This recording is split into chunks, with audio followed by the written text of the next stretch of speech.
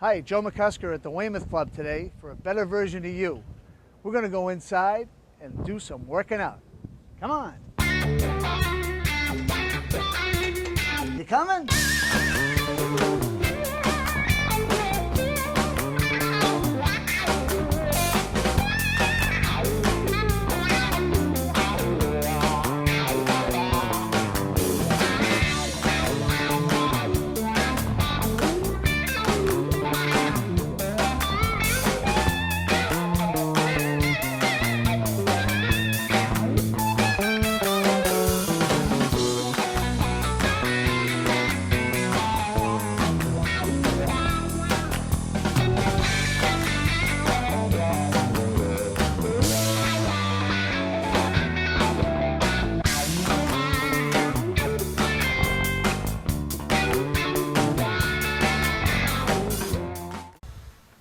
And so the first drill we used with the box, we worked just a straight power jump, and we're working her vertical power, how high she can get.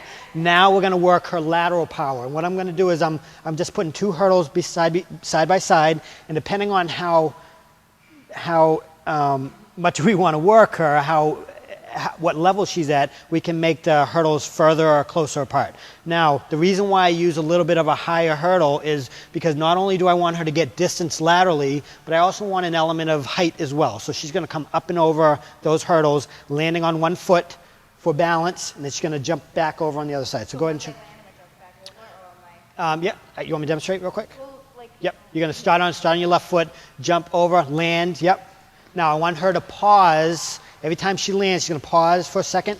There you go. And the pausing is going to keep her balance. She's working balance and stability. All right. And one more time, down and back. Good. And why are we working lateral? We're working lateral because when you're an athlete and you're on the field or on the ice, you know, a lot of times your first motion has got to be this way or that way. You know, rarely are you going that way unless you're a football player and you're a receiver and you're on the line and you've got a fly route. But most of the times in athletics, you're moving diagonally or laterally, and so it's really important to train that. A lot of times we forget about that lateral component, so this lateral hop works explosiveness laterally. All right? So that, and I remember in football drills, they would have ropes tied up, which is similar to what the ladders are, and this would be the ropes elevated, right? Yep. And how high are these hurdles? Those are only probably about 8, 9 inches or so. Which is probably higher than my highest vertical jump. But and with this, when you come over to it, this reminds me a lot of speed skating. Yep. When people would, whoa! Yep.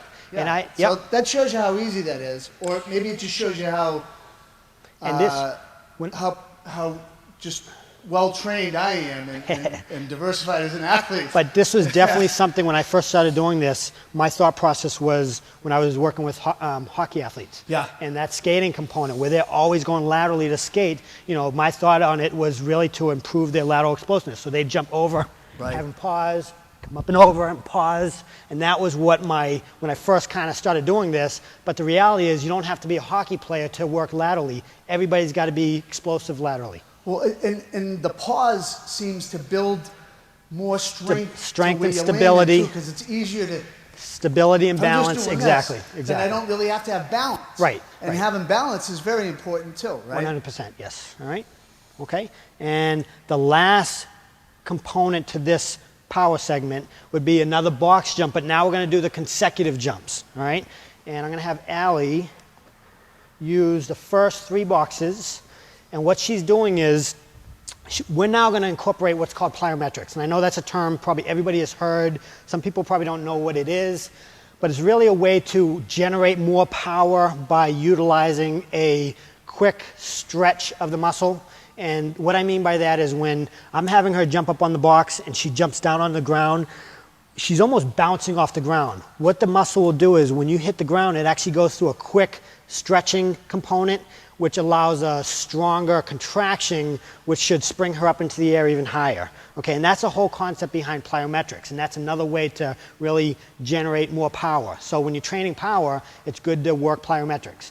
Whereas a straight vertical power jump really is just about straight power through the legs and how high she can jump. In one jump. in one jump. So now this we're would gonna be something for yeah, a now basketball player to rebound. Yeah. Now we're just one jump. Anybody, well, not anybody. not can anybody. Do, but, I mean, but it's just a different way to train it. But that's now the way we're the game's going to be played. They're not going to say, "Well, you're not ready to jump the second time. Right. I'll wait to shoot." Exactly. This is just incorporating that stretch cycle that is part of plyometrics, and you can do it with consecutive box jumps. So Allie will show me what she's going to do. Is she's going to jump up. She's going to lightly tap the box. She's going to come down. She's going to bounce off I say bounce, but it's really she's going to explode off the floor. She's going to lightly tap this box, explode, tap, and down, and then she's going to walk back to the beginning. You're not going to, yeah. This will be optional. Go ahead, Allie, when you're ready. The third one's optional. The first one could be optional for me. Tap, up, tap, Wow. good. And walk back around to the beginning. Excellent. Excellent job. As you can see, she really got a good spring off that floor. The only thing I have her doing this next time around is no pause on the box. So once you get there, just tap it, lightly tap it, explode, tap, boom. So you're actually going to show a little bit of urgency as you're coming through. All right? Go ahead. That's better. Perfect. Perfect. Good. And Excellent. walk back around, and we'll have her show it one more time. One more time, real quick. Maybe on the last one, Barry, you could do the... I'll show that one. The gargantuan one. Yeah, sure. And up, tap, up. Good, perfect. That was exactly how it should look. I'll do a quick demo with the big one, but exactly what she did. She'd light tap on the box, explode off the ground, tap, up, tap, up, tap, up, tap, and down. Okay, so that would be how I would have an athlete right through with urgency coming through the box. Obviously, if they're getting really good at it and you had a bigger box, there's no reason why you can't put a bigger one out there. Right. Right? And that's would you ever do like a degrading You can. in size? You can. It seems like the benefit to going higher is that you're almost generating really your stressing. Yeah, you're warming up, getting a little bit higher, Yeah. warming that up, getting a little bit higher, and boom, and that last one should be Right. the most explosive jump, the last one. But there's no reason why you can't, have some tapering down boxes. So Right. as you do that one, you come down and do some lower level ones.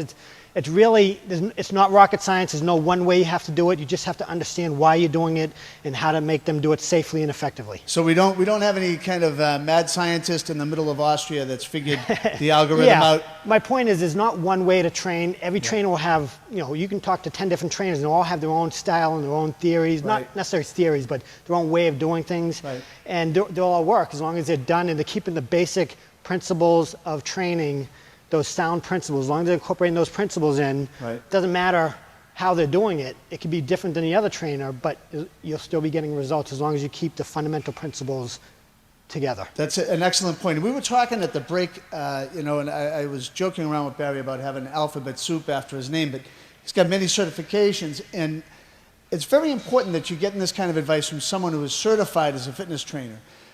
Because I was a basketball coach doesn't mean that I know fitness training. I'm not a certified fitness trainer.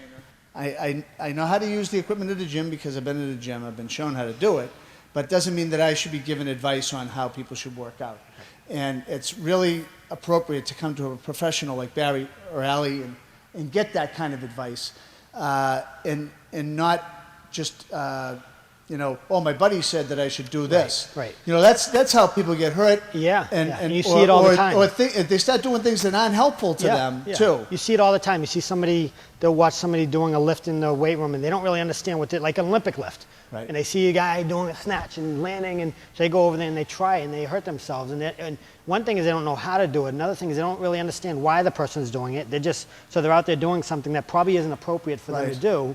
And that's where injuries occur. Yeah, and I know this doesn't always engage, with logical thinking. Right. For me, I say that, and that at 50 years old, I don't want to do something like if I go down to the weight room and think that I can probably shove 400 pounds up somehow on a machine, right? On a bench press machine, and yell and scream and probably get a hernia out of it. Right.